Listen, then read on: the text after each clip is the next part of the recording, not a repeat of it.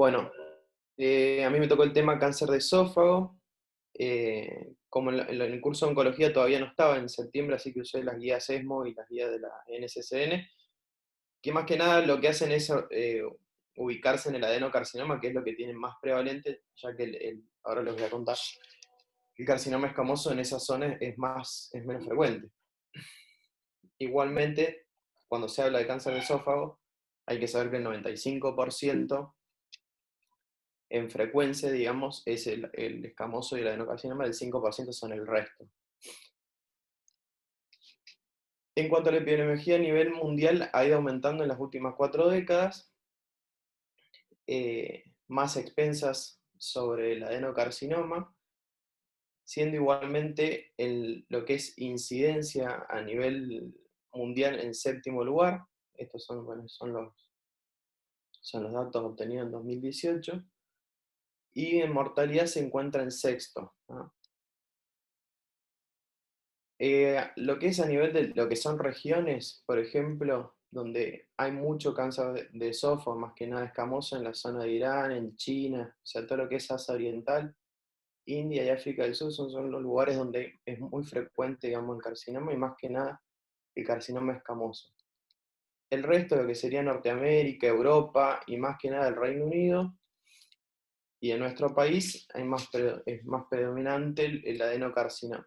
No siento que va a tener distintos tipos de factores de riesgo.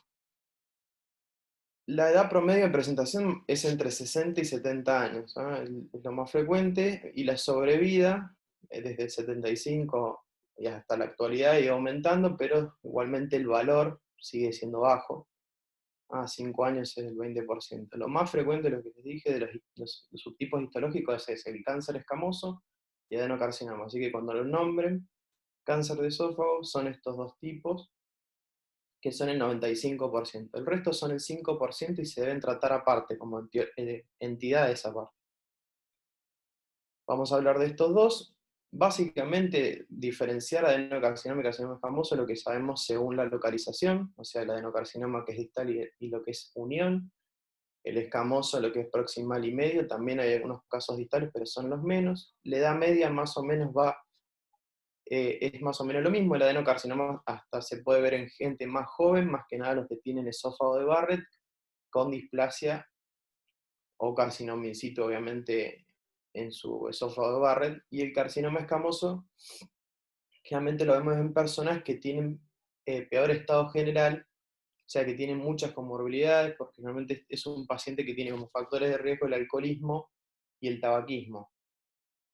El adenocarcinoma, lo contrario, es el reflujo, y también en Estados Unidos y en todos los países desarrollados, al haber más obesidad y aumento del índice de masa, también se asocia independientemente a desarrollar cáncer. La diseminación linfática, como sabemos, en ambos es temprano, incluso más temprano en el cáncer escamoso, y ambos son de mal pronóstico, ya mismo por lo que es sobrevida a 5 años, o supervivencia a 5 años. Los factores de riesgo más estudiados son para el cáncer escamoso es el hábito tabáquico y el alcohol. Por lo tanto, estos pacientes, además de pensar que por la clínica, digamos que si el paciente ya viene obviamente con disfagia, sabemos que ya el cáncer está avanzado, probablemente haya que descartar otro tipo de tumores, como tumores de vía aérea superior, o también tumores pulmonares o asociados, otros segundos primarios. Y en cuanto a adenocarcinoma, la obesidad y el reflujo crónico son los factores de riesgo específicos y estudiados, digamos, para lo que es el adenocarcinoma. Otro que se encuentra también en varios estudios que lo han encontrado, digamos, en piezas resecadas de carcinoma escamoso, es la infección por HPV. Y en lo que es reflujo crónico, saber que un 10 o 15% del reflujo crónico va a desarrollar esófago de Barrett, y este esófago de Barrett sin displasia, es importante saber si tiene o no displasia, que esto lo va a manejar específicamente el gastroenterólogo con las clasificaciones. Primero va a decir qué longitud tiene la lengüeta salmonada, digamos, del Barrett, o la longitud de la metaplasia, y si no tiene displasia, la frecuencia de cáncer es baja, es de 0,33%, por lo tanto, la vigilancia no tiene que ser tan estricta. Lo importante es cuando empieza a haber displasia o tiene carcinoma in situ, qué terapias podemos aplicar sobre ese Barrett con displasia o con carcinoma in situ. El índice de masa, que ya lo dijimos, es individual, y para ambos, a medida que va aumentando la persona de edad, obviamente aumenta también el riesgo de cáncer. En los hombres también hay cierta predisposición, y la dieta, más que nada la dieta, se ha visto que la dieta rica en rica en frutas y verduras es factor protector, y también hay otros estudios que hay, es que la aspirina y las estatinas aparentemente también serían factores protectores, pero bueno, se están estudiando. En cuanto a esófago Barrett, recordar que es una respuesta protectora, o sea, es un reemplazo que adquiere en la unión escamocolumnar a un epitelio, o sea, el cambio del epitelio escamoso estratificado en epitelio columnar, que es la metaplasia. También la prevalencia ha ido aumentando por lo mismo en la zona desarrollada, por el aumento de la obesidad y todo el tipo, digamos, lo que sería el aumento del índice de masa. Está asociado a reflujo crónico, pero no tan frecuentemente, un 10-15%, y con el sexo masculino, la obesidad central y los pacientes más de 50 años. Lo importante es saber que tiene potencial oncogénico y también saber que es reversible. O sea, nosotros haciéndole al paciente un tratamiento, si nos toca un Barrett sin displasia, hacer un tratamiento para su reflujo, nos puede hacer retroceder sobre la enfermedad, obviamente también pidiéndole al paciente que baje de peso. El potencial oncogénico, obviamente que ya lo sabemos, que es la secuencia metaplasia, displasia y carcinoma in situ, que se ve que cuando tiene el riesgo se ve más aumentado. El diagnóstico se hace por visualización endoscópica y se confirma siempre con la biopsia, ¿no? Tenemos que ver que hay en la zona Z, tiene que haber epitelio columnar, o sea, el reemplazo.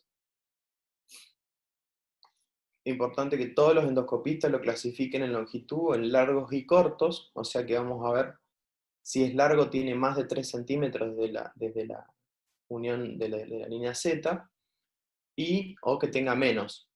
Y esa longitud se la clasifica así porque se creía, igualmente no está bien estudiado, que los que tienen más de 3 centímetros tienen mayor riesgo a desarrollar displasia y carcinoma in situ. La otra es la clasificación de Praga y la clasificación de París, que ahora se las voy a comentar. En cuanto a lo que es carcinogénesis, saber que es una respuesta protectora ante la injuria, digamos, de lo que sería el reflujo. El pH ácido obviamente va haciendo una ulceración aguda y va a empezar a haber reparación, digamos, del epitelio. Esto es lo que nos va a generar, ¿no es cierto?, la injuria que genera el pH ácido, la respuesta y la metaplasia a esa injuria crónica. Si esto persiste, el pH ácido lo que hace es disminuir la apoptosis y hacer hiperproliferación celular, y provocar que el Barrett pasar de una metaplasia a una displasia, que esta displasia puede pasar de bajo grado a alto grado o tener un carcinoma in situ. Otra cosa importante es saber que esto no es un panal de abejas, sino que lo que hacen es tomar la lengüeta del esófago de Barrett y mostrar que la afectación del Barrett y es en mosaico. Lo importante de esto es que ninguna zona de la lengüeta va a estar en el mismo, va a ser igual. O sea, puede ser que en las biopsias, que el mínimo son 8, o si es una lengüeta corta, por lo menos va a ser 4, es que en las biopsias algunas zonas van a tener metaplasia y algunas van a poder llegar a tener displasia de bajo grado, otras pueden tener displasia de alto grado, o algunas pueden tener foco de carcinoma in situ. Así que es importante que la endoscopía, y obviamente el endoscopista, se dedique a esto, que tenga un endoscopio de alta resolución y que pueda identificar estas zonas que puedan ser posiblemente carcinoma in situ o displásicas. En cuanto a la clasificación, lo que les dije, la longitud, Praga, esófago largo, Barrett largo o Barrett corto, y Praga lo que hace es medir desde la línea Z la longitud máxima de la lengüeta y la extensión circunferencial. Y París la clasifica en elevadas, planas y deprimidas. Ahí está la clasificación. Básicamente miden desde la línea Z hasta la máxima extensión. Y recordar que obviamente que los Barrett largos están asociados, y obviamente con mayor extensión, están asociados a mayor incidencia, digamos, de displasia y carcinoma in situ.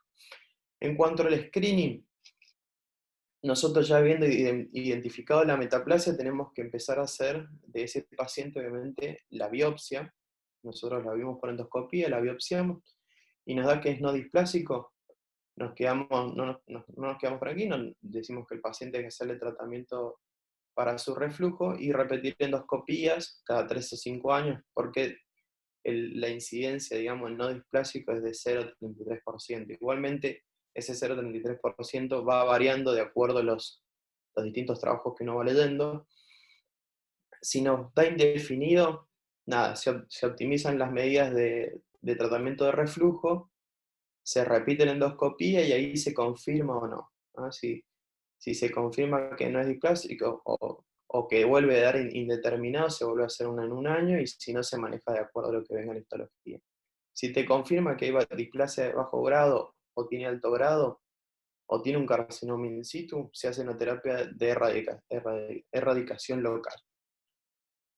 Viendo, digamos, lo leído, hay varias técnicas de erradicación local, hay terapias de ablación térmica, que mejor se ha visto es la terapia de radiofrecuencia, por lo menos que ha tenido más efectividad, pero se usan terapias combinadas, el tratamiento multimodal, que se suele usar una terapia de ablación endoscópica más una resección, y eso va mejorando. O también se pueden usar láser. Otra de las cosas que puede pasar acá es que a veces después de estas terapias se produce que puede ser una terapia, por ejemplo, fotodinámica, que se usa láser, empieza a aparecer epitelio estratificado, o sea, escamoso, encima del metaplásico, y se esconde, ¿ah? Y ese paciente se piensa que va a seguir igualmente con riesgo de tener adenocarcinoma, pero va a ser como un adenocarcinoma enterrado, que se dice, o oculto. En cuanto a diagnóstico y estadificación, bueno, acá si quieren hacemos un poquito más interactivo, porque si no parece que hablo solo. No sé si los chicos, los R1, quieren contar algo, qué les parece, cómo va a Antes llegar el de que paciente. sigas, Sergio, ¿nos Sí. decís bien en la incidencia del adeno CA y el escamoso cuánto va para cada uno? Yo sé que entre los dos forman el 95%, pero Varía, varía por región, no no hay hay, una estadística, no, ¿no? Dale, no. genial, gracias. En nuestro país es el adenocarcinoma, pero si vas a Asia o a Japón, ellos tienen más incidencia, y en China, por ejemplo, tienen más incidencia de carcinoma escamoso. Dale, gracias. Bueno, ¿alguno quiere participar? Clínica del ¿Síntomas? carcinoma esofágico, y qué estudios pedirle, y obviamente que si se presenta clínicamente como un carcinoma de páncreas va a tener mayor riesgo de ser un carcinoma avanzado, obviamente, si ya está sintomático.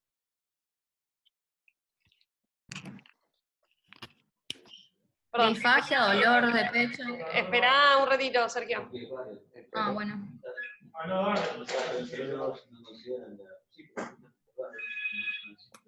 El doctor Huerta está preguntando si tiene alguna cabida la cirugía, digamos, en el algoritmo del Barrett.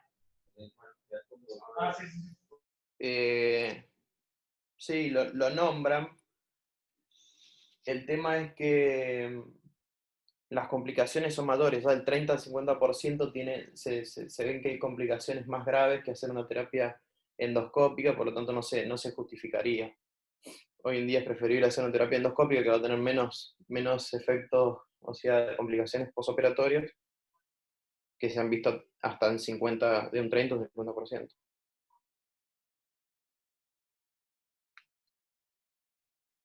Hola. Sí, espérate un ratito. No lo escuchan, ¿no? Ahí a Jorge. No lo escucho. Bueno, No se escucha nada. Son las cosas que van cambiando, por ahí ya es una actualización de ahora. Sí, son cosas que han cambiado. No sé, no. Por eso, Sergio, me llama justo la atención eso y por eso pregunto. Porque para Sí, mí, sí, sí. cuando yo tenía Sí, un eso ha padre, cambiado. hace unos meses. En cambio ahora no, ahora es tratamiento endoscópico y bueno, pero seguramente tiene que haber algún lugar donde la cirugía empieza a tener su acción ahí. Sí, o por lo menos las guías que leí en la afectación recién el submucoso se empieza a hacer la esofaectomía justificada, pero cuando es un T1A, digamos un intramucoso, prefieren hacer el tratamiento endoscópico. Igualmente hay más opciones. Obviamente que si ya tiene cáncer o tiene una displasia de alto grado, está la esofaectomía como opción, pero no la justifican por las complicaciones, pero la nombran. Están las terapias de ablación térmica en las cuales usan la radiofrecuencia, o también puede ser láser, que puede ser fotoquímico, y también está la resección de la mucosa endoscópica, que la hacen una resección, o la otra técnica es la disección submucosa, que es la otra técnica, y el multimodal es que usan más de una técnica, o sea, pueden usar el fotoquímico más una resección, o una crioterapia más una resección, y así van haciendo. El riesgo de los fotoquímicos y todos los que hacen que el epitelio vuelva a ser escamoso es que entierren la displasia, o entierren el carcinoma in situ sobre esa cicatriz.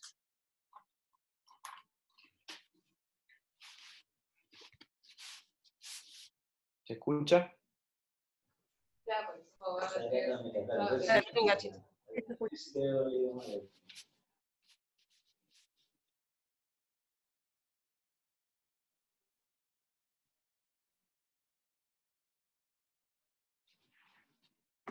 Ahí yo no escucho a nadie. No sé si soy yo o... Listo, No sé seguí, Sergio, perdón. no sé, me dijeron que espere, yo esperé. Sí, yo Bueno, te dije porque listo. estaba acá hablando, pero seguí. Listo, no sé si quedó claro.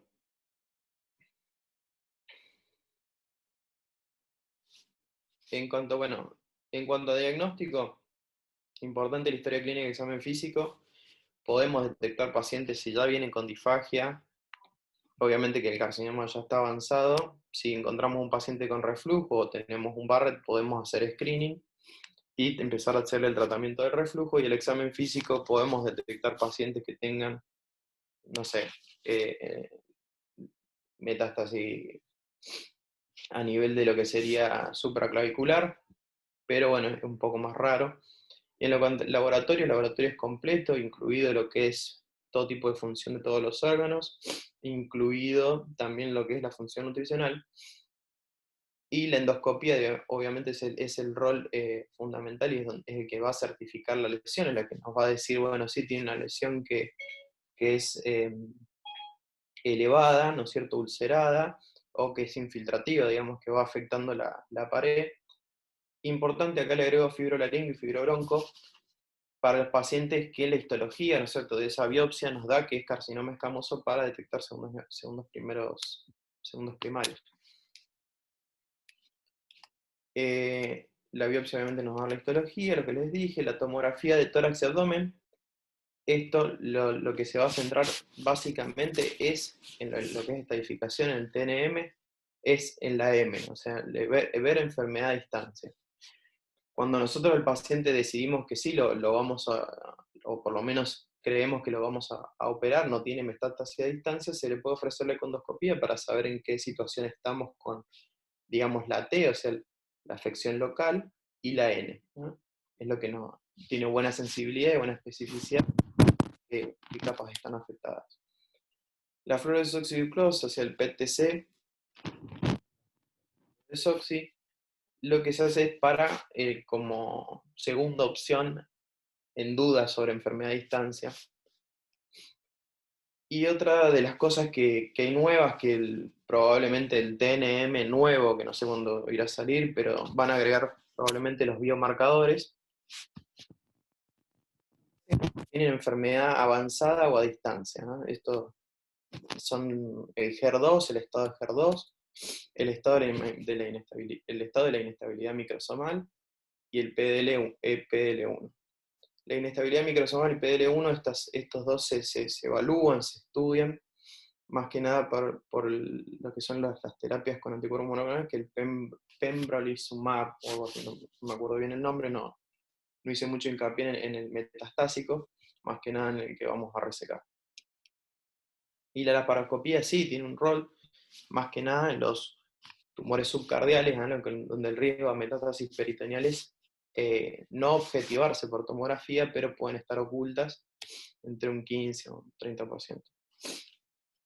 En cuanto al TNM, ver el paciente si obviamente tiene una displasia sobre el esófago Barrett o tiene un T1 intramucoso, ahí lo que dijimos son las terapias locales. La esofagectomía tiene un papel más ya un poco alejado por el riesgo de las complicaciones, y ya más que nada entramos a lo que es el terreno del T1B, el submucoso, el T2, el T3 y el T4, más que nada el T4A, el que no tiene invasión de la aorta o de grandes vasos, y el N1, que son los que van a tener alguna chance de cirugía. La econdoscopía, lo que les dije, el T y el N, que es lo que evalúo, y la tomografía, la M. Si hay alguna duda, me para.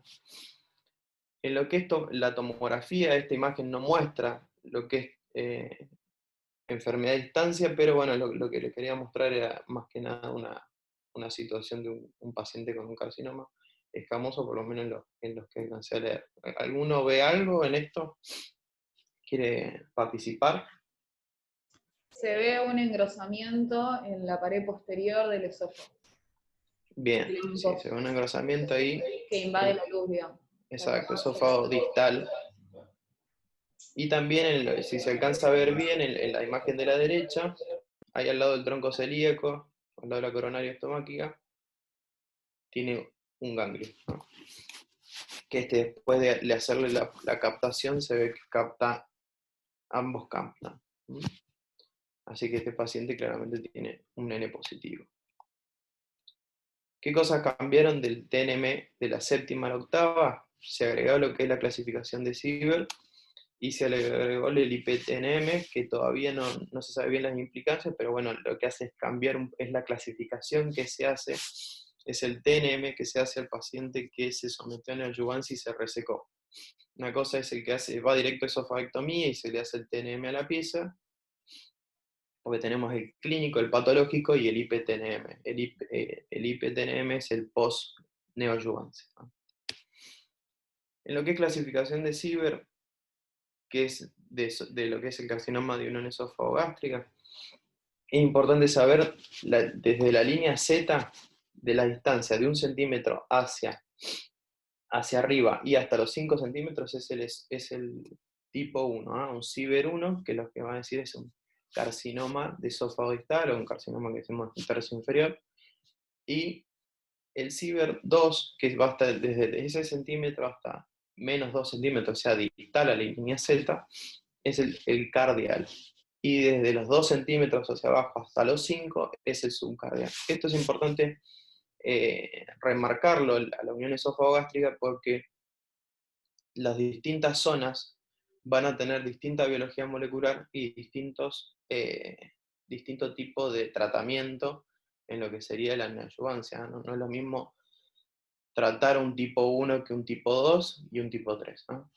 Eso va a cambiar.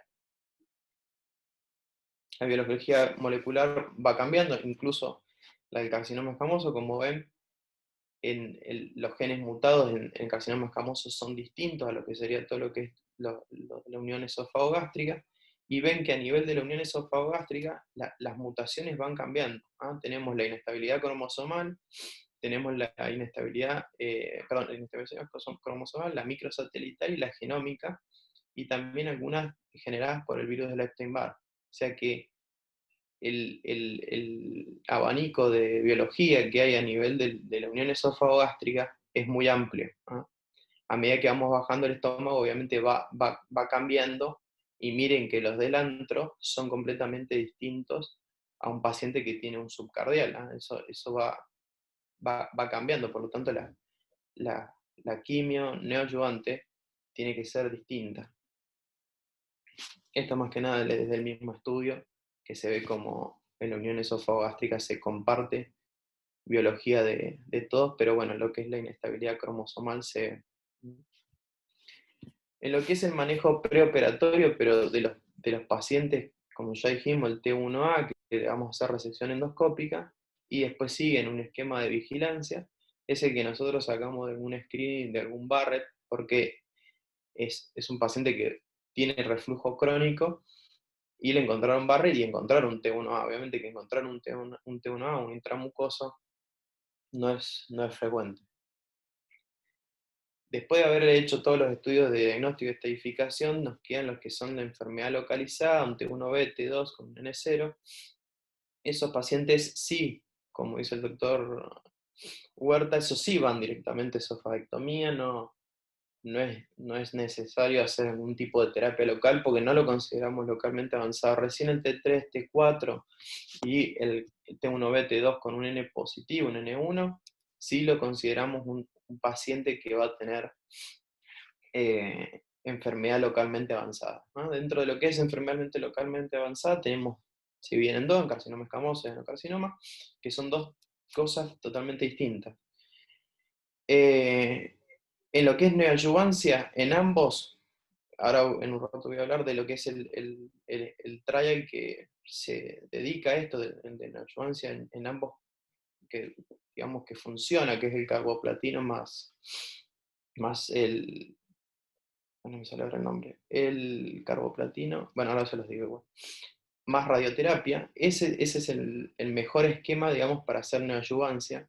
Obviamente que después hay que restadificarlo y resecarlo. Obviamente todo paciente que hace neoadyuvancia primero es que va a tener una intención de cirugía. El que se niega en cuanto a carcinoma escamoso, se hace lo que es quimio-radioterapia definitiva. Algunos apoyan lo que es el cross trial, que es el que les voy a contar ahora, que es el mismo que se usa para neoadyuvancia en quimio-radio.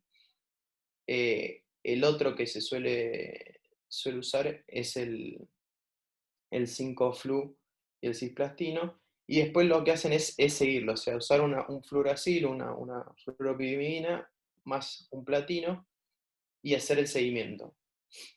Se vio que en ambos, o sea, la tasa de sobrevida obviamente va a ser mejor en el que hizo neoadyuvancia, pero el que se negó a la cirugía o no se puede operar, los resultados fueron más prometedores y todavía le queda la chance de hacer una esofagectomía de salvataje más adelante si el paciente en un momento se vuelve operable. Y en cuanto al adenocarcinoma tenemos lo que es la quimioterapia perioperatoria, que esto nace desde lo que es el cáncer gástrico, con la reestadificación y después la resección, o sea que se hace se hace quimio nada más, cirugía y otro esquema de quimio. Y este es lo mismo que el del escamoso, ¿no? Es la misma idea. En cuanto a lo que es carcinoma escamoso y adenocarcinoma, es el trabajo, es el cross trial, que es carboplatina paclitaxel con radioterapia 41,4 y llega hasta 50,4 Gray. Este esquema se vio que, digamos, lo máximo es 50,4 Gray porque pasando esa cantidad de Grays, las complicaciones empiezan a aumentar la morbimortalidad, digamos, del paciente en cuestión. Este estudio, que obviamente fue un estudio, un ECA, un randomizado, se usaron pacientes exclusivamente con cáncer de esófago, esofagistal y de unión, que eran escamosos, la mayoría adenocarcinoma, escamosos y algunos indiferenciados, que bueno, esos indiferenciados, como les dije también lo de los biomarcadores, a veces le hacen biomarcadores por no tener, digamos, diferenciación. Se vio que la sobrevida, digamos, en el grupo que se le hizo neoadyuvancia, o sea, en lo que es escamoso, mejoró muchísimo la sobrevida. Esta lo muestra esta curva, es la curva de Kaplan-Meier, de sobrevida, se ve que sube mucho, la proporción de sobrevida sube mucho en el carcinoma escamoso, y también sube en el adenocarcinoma. Eso vio que en los resultados del IPTNM, casi un 50% de remisión completa. Baja también la tasa de recurrencia local, aumenta el R0, o sea, la resección radical completa, y la recurrencia baja, inclusive la carcinomatosis peritoneal, que que tanto uno por ahí le tiene miedo y le hace la láparo primero en los que son de unión y subcardial. Importante también es que no hubo impacto negativo en la calidad de vida. Este, digamos, es la jodita, o por lo menos que salió de trabajo hasta la actualidad, es este. En lo que es quimioterapia definitiva, que es lo que yo les explicaba, lo del salvataje, en las guías de NCCN nombran que se puede usar el mismo esquema de Cross, porque ya es considerado temporariamente, hasta que salga un trabajo nuevo, como el estándar de tratamiento. Otra opción pueden ser 4 ciclos de cisplastino y 5-fluoracil, más la radioterapia máxima 50,4. Esto es lo que les dije, que lo máximo 50,4, pues ya está demostrado que si le aumentás los grays, baja el porcentaje de sobrevida. Y la otra opción es Folfox, más 50 grays, que es fluoracilo, más oxaliplatino, más leucoborina y ácido folínico. Ese sí es del trabajo PRODIGE y ACOR17, que más adelante se los voy a comentar. El adenocarcinoma lo mismo, en lo mismo que el cross trial, y el perioperatorio, que esto inicia con lo del cáncer gástrico. El primer trabajo que sale es el MAGIC Trial, que seguramente algunos ya lo escucharon. Este trabajo es el que arranca con lo que es la quimioterapia perioperatoria y se randomizaron. El problema de este trabajo es que se randomizaron cáncer gástrico, porque acá el título dice quimioterapia perioperatoria versus cirugía sola para cáncer gastroesofágico resecable. En realidad tenían muchos cánceres gástricos incluidos en el estudio y pocos cánceres de unión. Así que, y mezclaron muchas las biologías de los tumores, así que lo randomizaron mal. Pero bueno, este es el primer trabajo que sale. Perdón, y agrego algo, sí, agrego. Chiquito, lo que también Sí. les criticaron mucho este trabajo, además de que hicieron como una bolsa de gatos con los cánceres gástricos, es que compararon la quimio-peri con cirugía, como vos dijiste, sola, sin quimio, ni adyuvante Sí, ni neo. Entonces no le exacto. están comparando con el gold standard, digamos. Con el Eso se le estándar, criticó mucho. exactamente. No lo comparan con el estándar. Así que, pero obviamente este es un trabajo más viejo de la neoadyuvancia, es el de 2006. Así que como que todavía no había mucho de neoadyuvancia en ese momento. Es, digamos, lo primero que salía, calculo. Después se criticó y se fue mejorando. Y el esquema que se usa es epirubicina, cisplastino y fluoracilo, que es muy tóxico, tiene complicaciones grado 3, 4 bastantes. Pero bueno, este trabajo más que nada era mostrárselos como a nivel histórico, pero bueno, se mostró que había downsizing o disminución del tamaño del tumor y un montón de cosas, pero no se recomendó por los efectos adversos y se randomizaron mal los tumores.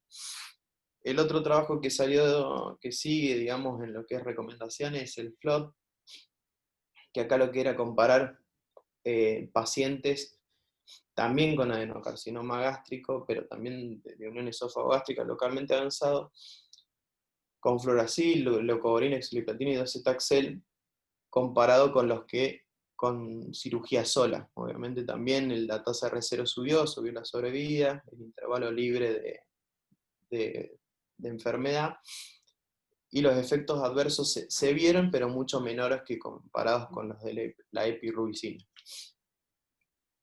El otro trabajo, que es el del fluoracilo cisplastino, digamos, el del Folfox, que tiene mucho menos efectos adversos, y la sobrevida y el intervalo libre de enfermedad 5 años también aumenta, y aumenta también obviamente la sobrevida, es el otro trabajo. Eso es en cuanto a lo que es perioperatorio. Así que digamos, lo que estábamos hablando es sobre estos tumores localmente avanzados. En las guías, lo preferible, o sea, lo recomendado es que hagan quimio-radioterapia. Esto es lo importante que les quede: quimio-radioterapia preoperatoria. Si es un escamoso, se le puede ofrecer la quimio-radioterapia definitiva y eventualmente subirle los grays hasta 50,4 y ver si el paciente después le podemos hacer una esofactomía de salvataje. Y si tenemos un adeno, poder hacerle, si no, perioperatorio quimioterapia. El T4E, que es ya esa afección de grandes vasos, tráquea o corazón, se le ofrece, en cuanto a adenocarcinoma estamos hablando acá, es el quimio-radioterapia definitiva, y lo controlamos, o directamente lo pasamos a paliativos al paciente. En lo que es manejo postoperatorio, lo importante es que sepamos de la pieza es el R, o sea, si fuimos R0, o es un R1, o es un R2, el N, ¿no?, de la pieza, la histología, si hizo o no hizo neoadjuvancia, eso nos va a cambiar, porque obviamente la N y la T y la N es del IPTNM.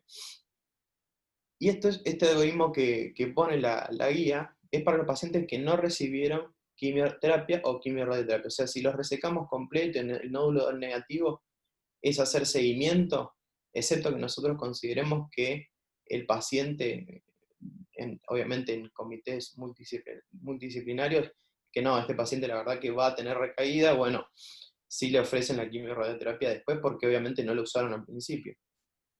Si tiene positivo los ganglios, o tiene obviamente más una T, el T que tenga, se le puede ofrecer la quimiorradioterapia o la quimioterapia. Y R1, R2 obviamente sí, y al R2 ya lo consideran paliativo, ¿no? En lo que es quimioterapia postoperatoria, de los trabajos por lo menos que alcancé a ver, digamos, este trabajo más viejo y el otro que después salió, que es el SWOG del Intergroup, lo que hace es comparar el fluoracil y leucovorina más radioterapia, pero hacerla después, o sea, sin hacer neoadjuvancia. Y vieron que sí, obviamente, comparados con cirugía sola, aumenta la sobrevida y la tasa de supervivencia sin recurrencia y la enfermedad. Pero obviamente los esquemas que están dentro de este trabajo eran muy tóxicas, así que lo que hace la guía es darte un esquema nuevo para hacerle a ese paciente. Los pacientes que recibieron quimio-radio preoperatoria, tenemos que ver de vuelta lo mismo. Si tiene R0 y ver si tiene nodo positivo o no, y observar al paciente a ver si progresa o no. Si tiene R1 o R2, ahí recién considerar hacer quimio y radioterapia. En lo que es el seguimiento de los pacientes con cáncer, bueno, nos ponen esta guía, pero bueno, yo la resumí un poco. Digamos, es el paciente que lo vamos a seguir y va a estar asintomático, la verdad que no va a tener ningún síntoma, o sí, la verdad que sí está con recurrencia local, o no, tiene recurrencia a distancia. Si está asintomático, nada, hacerle lo que es historia clínica, examen físico, laboratorio, endoscopías con biopsia, y hacerle imágenes de 3 a 6 meses los primeros 2 años, 6 a 12 meses de 3 a 5 años, y después anual. Obviamente que este paciente lo vamos a ir observando y saber que a 5 años un 20% existe la chance de que se nos vaya a morir. Lo que es recurrencia local es ver si hizo neoadjuvancia con quimio-radioterapia o no la hizo. Si la hizo, importante es ver si el paciente está en condiciones, está fit, si está óptimo para operar, si está resecable. Si es así, sí, lo opero. Si es post-esofagectomía, bueno, ahí digo, no le hice quimio-radio primero, bueno, se lo ofrezco, y eventualmente después me queda la opción de este paciente de si lo puedo operar, pero obviamente tengo que ver si está fit y resecable. Y si tiene metástasis de distancia ya entra en lo que es paliativos. Y nada más. Por lo menos me enfoqué más que nada en lo que es la parte de cirugía. No hice hincapié en lo que es esofagectomía, pero lo que es esofagectomía, no sé, calculo que ya todos saben, lo que son las terapias híbridas, o sea, mini invasivas, es hoy en día lo que ha tenido mejores resultados en morbimortalidad y lo que es resecciones de pieza. No sé si hay alguna duda, repito algo de vuelta. No, estuvo muy buena. Muy buena. Felicitaciones.